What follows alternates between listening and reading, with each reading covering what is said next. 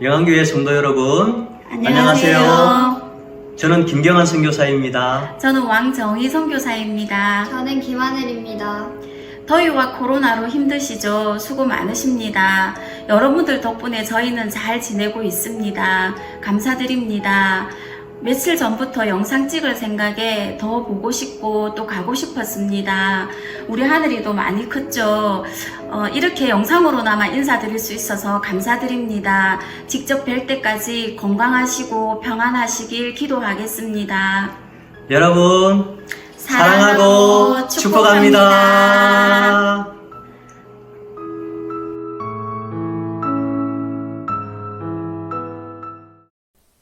네, 저희 가족들 소개 드렸고요. 지금부터는 우즈벡에 대한 간략한 소개와 현황에 대해서 말씀드리고자 합니다. 제가 작년 11월 달에 이곳에 입국을 하게 되었는데요. 그 당시만 해도 굉장히 코로나가 만연되어 있었습니다. 조심해서 다닌다고 다녔지만 저도 덜컥 코로나에 걸려버렸습니다. 심한 감기 몸살인 줄 알았습니다. 그래서 숙소에서 2주 동안 감기약을 먹으면서 버티다가 그렇게 회복되었습니다. 나중에 항체 검사를 받고 보니 제가 그때 코로나가 걸렸다는 것이 확인되었습니다. 지금도 여전히 코로나가 만연되어 있고요. 1일 500명 정도의 확진자가 나온다고는 하지만 일반적으로 한 4-5배의 인원이 걸려 있을 거라고 사람들은 얘기하고 있습니다. 가게나 음식점들은 다 배달만 하는, 그리고 야외에서만 먹을 수 있는 그런 상태에 있고요. 다들 그렇게 조심하고 있는 상황 속에 있습니다. 이것뿐만 아니라 지금 한국도 아주 심각한 상황 속에 있다고 제가 듣고 있습니다. 아무쪼록 모두 강건하시고 주님의 평강과 보호하심이 여러분들 가운데 있기를 간절히 소망합니다. 이곳 우즈베키스탄은 지도에서 보시다시피 중앙아시아에 위치해 있습니다. 주변에 카자흐스탄, 키르기스탄, 투르크메니스탄, 아프가니스탄 이런 나라들의 접경에 있고요. 인구는 한 3,300만 정도 되는 농업국가입니다. 거기다가 사회주의 독재 체제를 가지고 있는 이슬람 국가이기도 하죠. 이 중앙아시아 지역은 예전에 한번 영적인 부흥을 맛본 그런 경험들이 있습니다. 카자흐스탄이나 키르기스탄은 지금 많은 교회들이 세워져 있고 지도자들이 세워져 있지요. 그 당시에 우즈베키스탄도 많은 영적인 부흥들이 있었습니다. 3,300만 인구 중에 한 2-3만 명 정도의 기독교인이 그 당시에 있었다라고 얘기되고요. 많은 선교사들과 NGO 단체들이 복음을 전하며 그 사역을 감당하고 있었습니다. 그런데 이 사진에 보시다시피 2005년에 안디잔 사태라는 것이 발생하게 되는데요. 안디잔이라는 지역에서 민주화 시위가 일어났고 그 당시 정부는 탱크를 앞세워 나가서 유혈 진압을 하게 됩니다. 수백 명의 사상자를 내게 되었고 이것들이 밖으로 나가는 것을 통제하기 위해서 많은 외국 언론들과 NGO 단체들을 쫓아내게 되는 거죠. 그와 함께 많은 선교사들이 추방을 당하게 됩니다. 그 후에 성도들은 목자 잃은 양처럼 뿔뿔이 흩어졌습니다. 교회를 등지기도 하고 타협하기도 하고 숨어서 신앙을 유지하고 있었던 것이죠. 현재 지하 가정교회 교인들을 대략 따져보면 약 5,000명 정도 있을 것이라고 추산하고 있습니다. 이 이슬람 사회에서 신앙을 가지고 있다는 것은 참 쉽지 않은 일이죠. 이런 분들을 어떻게 좀 도울 수 있을까, 섬길 수 있을까, 이런 것들을 고민하며 기도하던 중에 하나님께서는 저희에게 이곳에 소그룹을 가지고 말씀 공부를 하는 그러한 사역자를 만나게 해 주셨습니다. 그분을 통해서 몇 분이 모여서 정기적으로 함께 성경을 공부하고 기도하고 현지인들에게 어떻게 이 성경을 공부시키고 전할 수 있을까? 이것을 함께 고민하는 모임이 생겨났습니다. 정말 그것을 통해서 이 땅의 영적인 상태를 조금 더 현실적으로 알게 되었고요. 이곳에 있는 목회자들뿐만 아니라 모든 성도들이 정말 말씀에 무지하다는 것을 보게 되었습니다. 특별히 목회자들은 제대로 된 신학 교육을 받은 자들이 거의 없고요. 성도들조차도 성경 말씀을 제대로 읽어본 사람들이 없습니다. 아브라함이 먼저인지 다윗이 먼저인지조차 알지 못하는 사람들이 대부분입니다.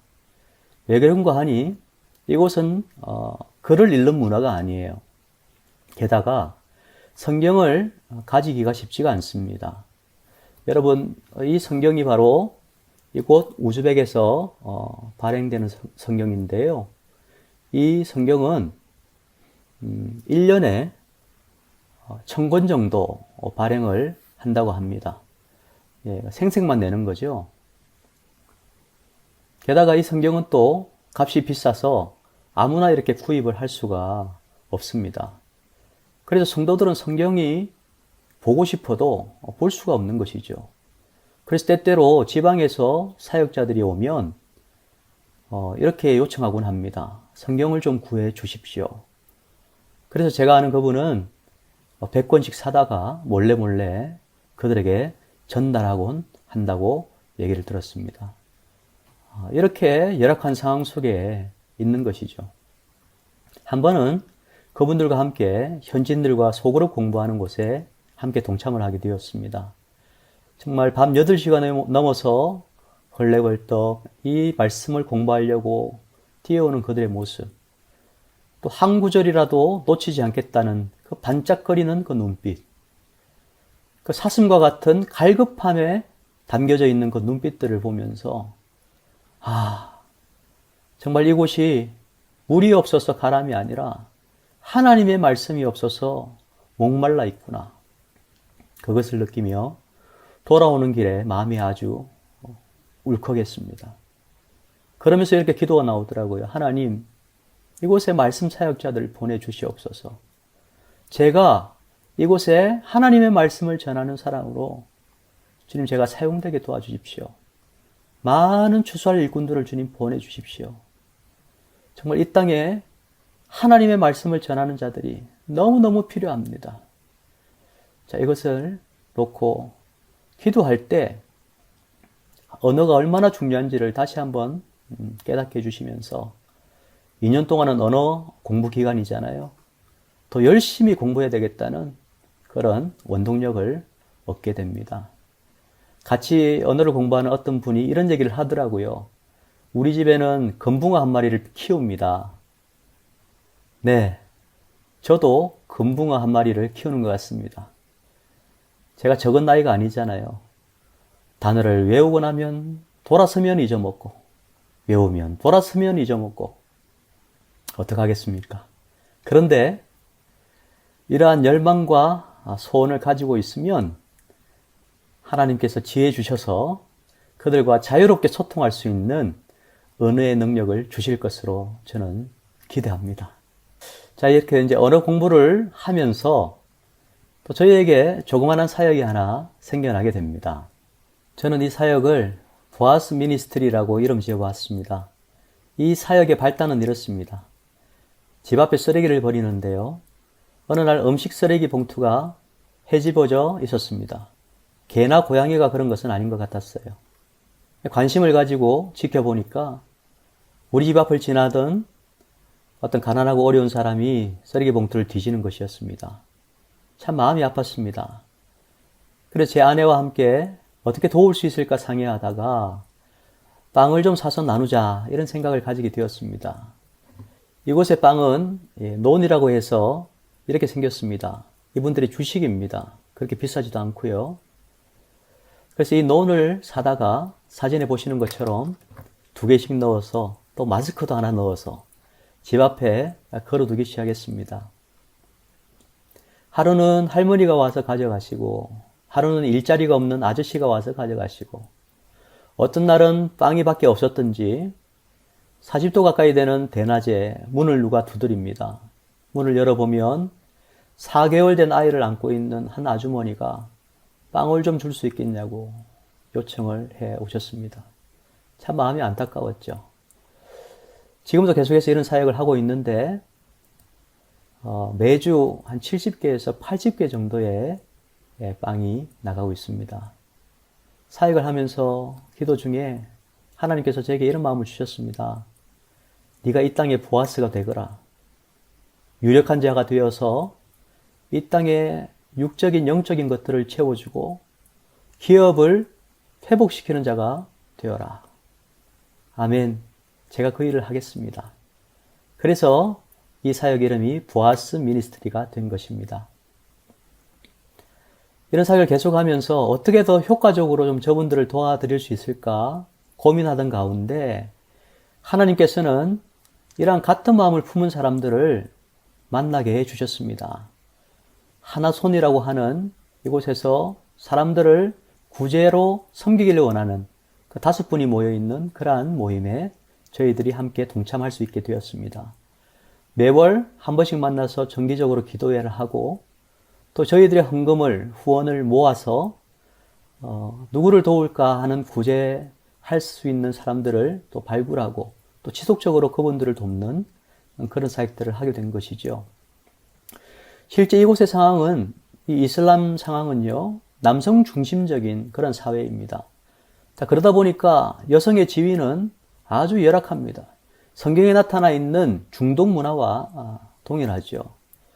이곳의 여성들은 10대 후반, 20대 초반쯤 되면 이제 시집을 가서 아이를 낳고 살다가 때때로 남편이 마음에 들지 않으면 쫓겨나거나 버려집니다. 그럼 완전히 생과부가 되는 것이죠. 아이까지 데리고 나가는 것입니다. 일자리도 없죠. 아이 때문에 일할 수도 없죠. 살 것도 없죠. 그러니까 불황자가 되고 집시가 되기도 하고요. 그렇게 생활이 어렵습니다. 여러분 성경에도 보면 이 사회적인 약자들이 있지 않습니까? 고아와 과부들, 나그네, 병든 자들. 하나님께서 우리들에게 그분들에 대해 초점을 맞추게 하시고 그분들을 섬기게 해 주셨습니다. 그래서 사진에 보시다시피 과부들이 모여있는 이런 마을들에 가서 실질적으로 그분들을 돕고 그분의 아이들이 교육하는 것들을 돕고 있습니다. 또 뒤에 사진들 보면 우리 형제 자매들 가운데 굉장히 힘든 지체들을 우리가 또 발굴해서 그분들을 돕고 있는데요. 특별히 파란색 옷을 입은 이 자매는 굴체어라 자매라고 30대 초반에 지적 장애를 가지고 있는 자매인데요. 이 자매는 이빨이 다 썩어서 하나도 없습니다. 그래서 굉장히 음식을 먹지 못해서 고통받고 있다는 것을 알고 저희들이 치과와 연계해서 틀니를 해드렸습니다. 얼마나 기뻐했는지 모릅니다. 중간에 있는 이 노드라 자매나 저 형제님 같은 경우는 코로나가 걸려가지고 폐 손상이 30% 이상 되는데 주사 한 번 맞지 못하는 그런 아주 위급하고 어려운 상황에 놓여 있었죠. 그래서 저희들이 치료받을 수 있도록 지원을 해주고 도왔습니다. 이렇게 사회적인 약자들을 저희들이 도우면서 하나님께서 저희들에게 어떤 동일한 꿈들을 주시기 시작하셨습니다. 그것이 뭔가 하니 여성재활센터입니다. 제가 이름을 한번 붙여보았습니다. 나오미의 집, 나오미's house. 그곳에 불황자들 또는 굉장히 열악한 환경에 있는 사람들, 또 과부들, 또 홀부모 가정들, 이런 분들이 그곳에서 말씀과 주님의 사랑으로 치유되고 또 회복되고 또 자립할 수 있는 그러한 힘을 얻는 그러한 센터를 저희들이 열고 싶어졌습니다. 그와 동시에 하나님께서는 숨어서 지금 하고 있는 남성재활센터를 알게 해 주셨습니다. 그곳은 러시아 부부 선교사가 운영을 하고 있었는데요. 노숙자들을 재활시켜서 사회에 번듯하게 자립할 수 있도록 하는 그런 센터였습니다. 우리 그곳을 견학하면서 많은 것들을 또 보게 되었고 자문도 구하고 실제로 어떻게 행할 것인가를 고민하게 되었고요. 얼마 전에는 현지인 자매 중에 페루자라고 하는 자매가 이 여성 재활센터가 생기면 그곳에 함께 동력하겠다라고 자원해 주셨습니다. 얼마나 감사한지요. 아마 내년 봄쯤에 저희들이 이 센터가 열리기를 원하고 있습니다. 여러분도 함께 기도해 주시고요. 이 센터뿐만 아니라 이곳에 오신 분들이 자립할 수 있도록 일자리를 창출하는 일에 저희들이 또 힘을 기르고자 합니다. 이곳은 과일들이 많습니다. 그래서 과일로 잼을 만들기도 하고 수제청이나 그 다음에 한국인들이 즐겨 먹는 어묵이나 그 다음에 요구르트 이런 것들을 여성들이 잘 만들거든요. 이런 것들을 만들어서 그것들을 판매하고 유통하는, 그래서 그분들이 생활이 자립될 수 있도록 도와드리는 그런 일들을 하고 싶습니다. 이것을 보아스 팩토리라고 한번 생각해 봤어요. 그리고 거기서 나오는 제품들을 유통하는 드림스토어, 이러한 메커니즘을 가지고 이 사역을 함께 진행해 나가고자 합니다. 더불어 홀 부모 가정에 있는 그 아이들,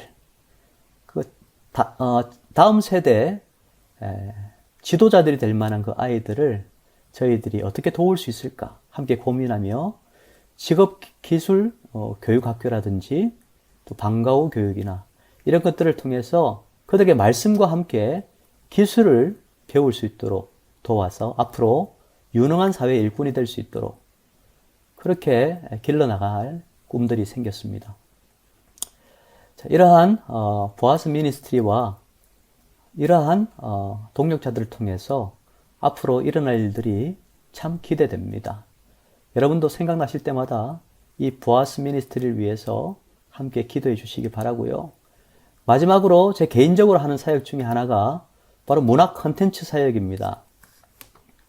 제가 이곳에 있다 보니까 너무나 기독교적인 자료가 없다는 것이 안타까웠습니다. 찬양도 없고요. 신앙 자료도 없고요. 말씀을 들을 수 있는 mp3조차 없습니다. 그래서 이것들을 앞으로 좀 공급하고 싶은데 일단 보안상 조금 더 테스트를 거쳐서 하기를 원했어요. 그래서 지금은 유튜버 채널을 하나 열었습니다. 한국의 우찬 땅이라고 하는 우즈벡 찬양으로 땅 밟기, 이런 채널을 하나 열어서 우즈벡의 영상들을 보여주며 찬양을 들으며 함께 우즈벡 땅을 위해서 기도하고자 하는 그러한 채널을 열었습니다. 이런 컨텐츠들을 우리가 준비해서 계속해서 제작하다가 우즈벡 내에 그런 기독교 자료들을 공급하는 그 채널도 열 꿈을 가지고 있습니다. 물론 저 혼자는 안 되죠. 많은 재능 기부자들과 함께 동력하고자 하는 분들이 생겨났습니다. 그래서 그분들과 함께 이 사역들을 앞으로 감당하고자 합니다. 제가 짧은 시간에 여러 가지 일들을 장황하게 말씀드렸습니다만 제일 중요한 것은 바로 여러분들의 관심과 사랑입니다. 이 우즈벡 땅을 바라보시며 관심 가져주시고 또 기도해 주시고 이곳에 정말 예수 믿지 못해서 고통받는 자들이 주님의 품으로 돌아오는 것을 함께 꿈꿔주시고 또 보아스 미니스트리를 통해서 사회적인 약자들이 새롭게 일어나는 아름다운 세상들로 바뀌어져 가는 그런 꿈들을 함께 꾸어주셨으면 좋겠습니다. 여러분의 기도가 절대적으로 필요합니다. 늘 기억해 주시고 함께 기도해 주시면 감사하겠습니다. 여러분 한 분 한 분을 주님의 이름으로 사랑하고 축복합니다. 늘 강건하시기를 예수님 이름으로 축복합니다.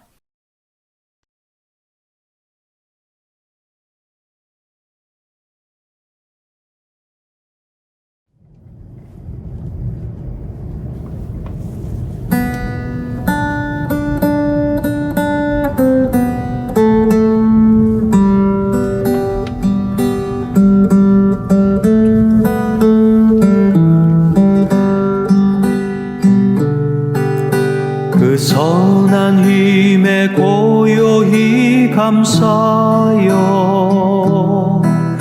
그 놀라운 놀라운 평화를 누리며 나 그대들과 함께 걸어가네. 나 그대들과 한 해를 여네.